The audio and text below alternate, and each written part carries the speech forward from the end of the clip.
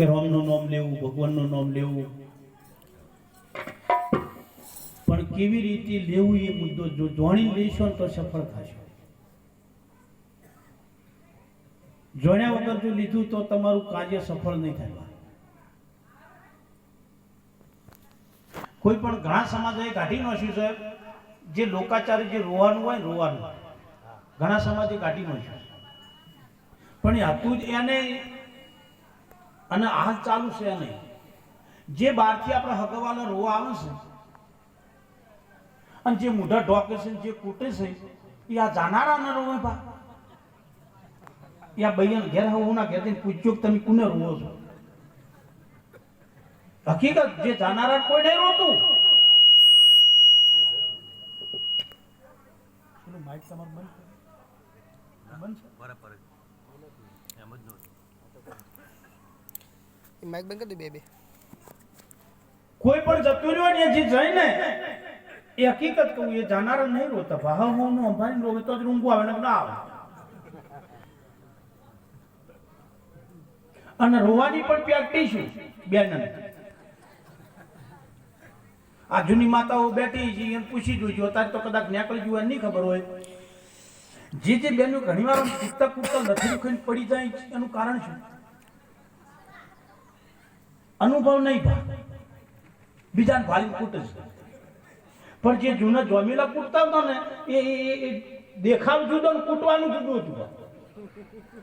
કારણ કે જૂના જે હતા ને કૂટે ને એટલે હાથ લોબા લઈ જાય, નવી હોય એ હાથ લઈ જાય એને જોઈને કૂટતી હોય. પણ જે જૂના જોમેલા કૂટતા ને એ હાથ લોબા લઈ જાય, લાવી જોર થઈ પણ હોય ના અડાડ. અને પેલી ભાઈ હોય ભૂહાકા કરે પણ શક્કર ખાય કે ના ખાય.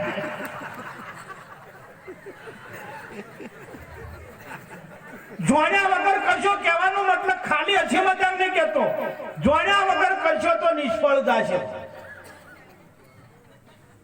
પાટણમાંથી લોકાચાર જાતા હતા, બીજા ગામ લોકાચાર જાતા અને ડાલું કરેલું રમીભાઈ અને બધી ભાઈઓ ડાલામાં સડી. એમાં સોસાયટીની કૂતરીએ સડી, ભાઈના ભેળી કૂતરીએ સડી ગઈ. તે કે આપણી છે સોરી. હવે આ તો હોમા ગોમ છે, ઉતરે ગોમનું નામ નહીં લેવું, નક્કો વળી રેકોર્ડિંગ કરે ને તો પાછું કે અમારા ગોમની કૂતરી નહીં લેતો હવે નોમ બાબા. કારણ કે અમે ફોન આપવા મોડે અમારા ગોમની કૂતરી એટલે હોમા ગોમ છે. બધા ઉતર્યા તો આ ઉતરી અને પછી ઉતરી એક બાજુ અને પછી થઈ ગયા. અરે કૂતરું ઉતરે ને એટલે ઉતરે. મંદિર હોય કે ગાડી હોય એને કોઈ નક્કી નહીં, એને કોઈ કિંમત નહીં તમારે. એટલે ભાઈઓ બધી હેડી એટલે આ ખડી આમ ફેર કાકે બે બાજુ ગોમવાળા કૂતરો થઈ ગયેલો, ત્યાં કૂતરી વચ્ચે હળીઓ કરે અને ભાઈઓને હાથ વાળ્યા ને તે ભાઈઓ વચ્ચે બેઠી બેઠી આમ દાબી નોમતા ચીરેલી ગોવાળાની ગાડી. અને એમાં કોઈ ડોહાની નજર પડી ભાગ કે મારી બધી કૂતરી ભાઈઓ વચ્ચે બેઠી છે, નક્કી કરી છે અને ડોહે લીધી લાકડી. અને પેલી ભાઈઓ કૂદતી હતી એની નજર પડી ગઈ મારે હવે આપણી કૂતરી મારશે. તે ગામ કરતા કરતા શું હાય હાય પાટણની છે કૂતરી અમારી એ મારતા નહીં. પેલા કે હા હા વાહ વાહ વાહ.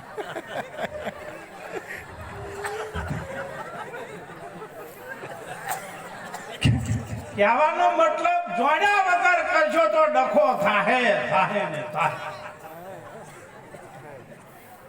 રોમનું નોમ તું રાજ હૃદયમાં ગાજ કલ્પના કાચી કાચી કઈ આપણું નહીં મોની બેઠા છે શરીર ઉધી આ દેહ તન છે તનથી મન કોક પરશે, મનથી બુદ્ધિ પરશે, બુદ્ધિથી આત્મા પરશે, આત્માથી જ્ઞાન પરશે, જ્ઞાનથી વેરાગ પરશે, વેરાગથી ત્યાગ પરશે. તાણવાનો મેળ આ છૂટી જાય તો મેળ પડે. નક્કી ભાઈ એના પતિને કહો કેમ આ છૂટી જવાની વાત કરું. ભજનમાં ભાઈ ગયા છે મોકલી ગયા કે છોડે એને મેળ પડે. એટલે એની પત્ની કે કાલ પાલનપુર જવાનું છે, મન નહીં કહેવાનું ને બાવો થઈ ગયો. પેલી ભાઈ કે નોના છોકરાને બાવો થઈ જાય મારું થાય શું ભાઈ? બાપડી બોલે જ નહીં કશું. કોક કોમ ભણાવે કે મન ના કહેવાય. પણ પાડોશીમાં અમારે રમેશભાઈ જેવો રહેતો ભગત કે બોલ ધંધો તું કરે, ઢોરાનું તું કરે, છોકરા નવરાબર ધોરાબર સ્કૂલે મેળવી બધું લાભો તું કરે તો ઓન શું કરવાનું? પણ કે ભગતી તો બાવો થઈ જવાનું કહે છે કે એક ફેરો કાઠી તો થા, હાસો થવાનું કહે છે કે પછી કગા તો બકાતા હોય ઘણા. એક દુનિયાના પતિને કોઈક બોલે ને એટલે પતિ શું કે આ સંપલ મને કીધું છે ને તો તે પેલી ભાઈ બી બોલાય નહીં ને ઠપકારે ભાઈ એના પિયરજી છે. માં કે બેટા ખાવા પીવા કરું ચમ દુખીદા છે કે એ ઋષિ બને છે ને એટલે સંપલ ઉપાડીને કે છે મને બોલી તો કે બેટા એકદા તો કાઠી થઈને ક્યાં બોલી શું કરી લઈશ તો ખબર તો પડે સોડા છે કે ભાઈ ભૂમેલ જ અને હા ભાઈ એની માઈ શીખવાડી અહીંયા જઈ એટલે કે ચમ બે દાડા રહીને આવી કે ચમ બે દાડા ના થાય કે ના મારા સામે બોલીને તો પેલી કે શું કરી લે કે હેઠો મેલ દેવું હેઠો મેલ દે એવું કશું નહીં કરું. પેલી કે મરી જી હું તો આટલા દાડા પી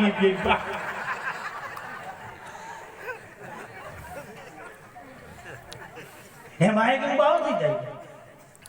પછી બહેને કીધું રમેશભાઈ જેવા ભગત કે કાઠી થાવું તો એને કીધું કે કાલ છોકરાને બાલ કાપા બજાવવાનું છે પાલનપુર. મને કહેવાનું કે બાવ થાય કે કાલ થતો હોય તો આજ થાશ ઊંડા ઓને એમ મરી ગયા ચિયો શીખવાડી ગયો ને કારણ કે જાવું નતું પા આ તો હરખાઈ આવી ગઈ હેડ્યા હતા અને પછી વટના મારે નીકળ્યા એમ કે સાલસે ની હમણાં હાથ બોલા બતાવશે એટલે જઈને બસ સ્ટેશને બેઠા બે ત્રણ એસટીઓ જવા દીધી બા કઈ બયું રિહાઈ બકાવ્યો કે હું આ હેડી પિયર તો લમણો ના વાળવાનો સ્ટેશન જ બેઠો હોય કે હમણાં આવી હવે ના જાવ એટલે જવું પડે ભાઈ.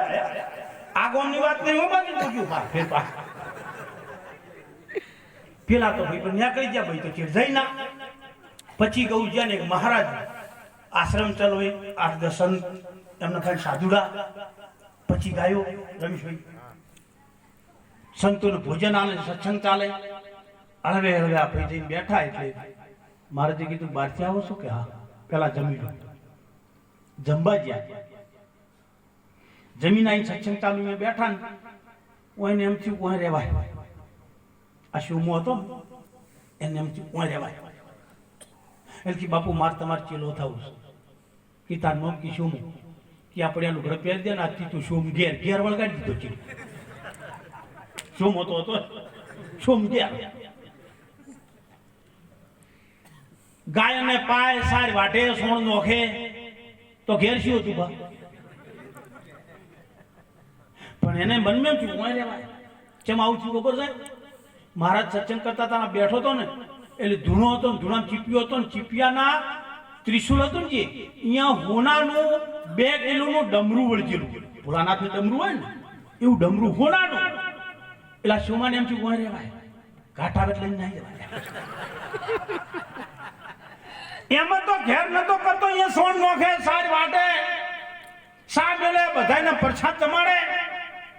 3 મહિના થયા શોભો કંટાળ કે બાપુ કે મારે ઘેર જવું છે તમારો ઘેર લઈ લો શોમો રહેવા દો કે જાકે મૂચો ના પાડો કે બાપુ પણ એક વાત પૂછતો જાઉં કે પૂછ કે હું 3 મહિના હોય જે કર્યું ને ઘેર કર્યું હોત તો મારો છોકરા સુખી થત મારું બૈરું રાજી થત પણ મેં ઘેર કોઈ ના કર્યું હોય આવે હવે અનુભવ થયો ઘેર જવાય. પણ હું તમને એ પૂછું છું તમે હોય છે ઊંઘેલા ડબરું ચો મેલો તમારી રૂમ ફેદી તમારી પથારી ફેદી તમારો ધૂણો ફેદ્યો ગાયની ગમીણું ફેદી સારના કાલેરું ફેદી નો છે પણ આ ડબરું ચો મેલો હતો મળ્યું હોત તો અતારું જે હોત જ બાપુ કીધું પહેલા જ દળ આવ્યો ને મને ખબર હતી કે આર્યા ને કોઈ દાદર મારે એમ ગંઢિયાની એક કહેવત છે પુત્ર પાયણામાં વહુ આજના વડીલો બોલતા નહીં બાકી લગ્ન કરીને કન્યા ઘરના વગને આવે ને એને ખબર પડી જાય કે આ ચેટલી ભેંસું દોઈ છે ને ચેટલી બાખડી છે મને ભાઈ.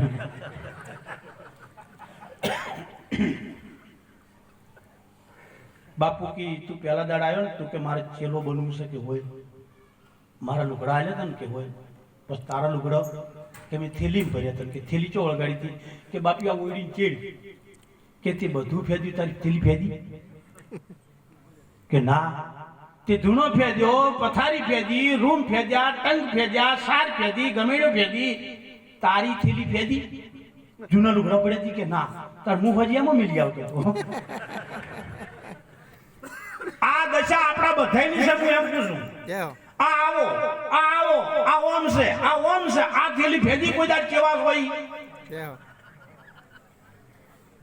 આપણે જેવા છે એ થેલી કોઈ દાડ કોઈની ફેદી બે દેરાના જેઠાણ દોડ પડી ત્રણ વરના વણવાય ના બોલે ના એકે અને એને જેઠાણી ના ઘેર મહેમાન આયા નાના છોકરાને હગું કરવા અને આ ભાઈ સાની કેટલી લઈને જઈ 3 વર્ષથી બોલે ના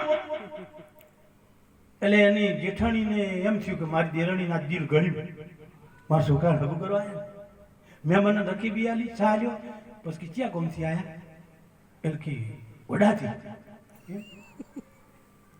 ચમ આટલે આયા હતા કે નાના હગું કરવા સારું છે છોકરો દેખાય સારો રૂપાળો સારો છે પણ ચાર વયનું ગોથું આવે છે કરીને જતી રહી પેલા હગું થાય પાય પેલી નંબરમાં મારી દેરાણી આવી રાજી થઈ પા તો મારું શું ઊંધું હતું 15 દાડા 20 દાડા મહિનો 1.5 મહિનો નીકળી ગયો અને આ બઈને ભેંસના ઘરા ગયા તે પેલી બઈ કેટલી ભરીને આવી મેં એમને ચા આલ્યો કે ભેંસ રાખવાની છે કે હોય ભેંસ હારી દોવા જબ્બર હાલે 2 ટાઈમ કોઈ દાડ વહુકતી નહીં પણ 3 મહિનામાં હડકાયું ગયું હવે લઈ જાય યાર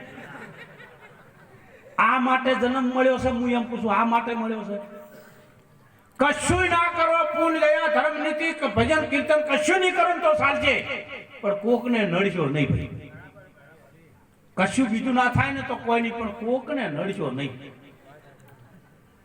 હવનું ભાગ્ય હવનું કર્મ હવનું ફળ એમને મળતીમાં આપણે ભોગો ના માનવા એટલે કીધું રામનું નામ તું રાશ હૃદયમાં ગાઢ કલ્પના કાચી આ જ અંતને મધ્ય બોલે ને એ વસ્તુ છે કાચી ગમે નામમાં ગમે એટલા ડખા કરશો ને એક વખત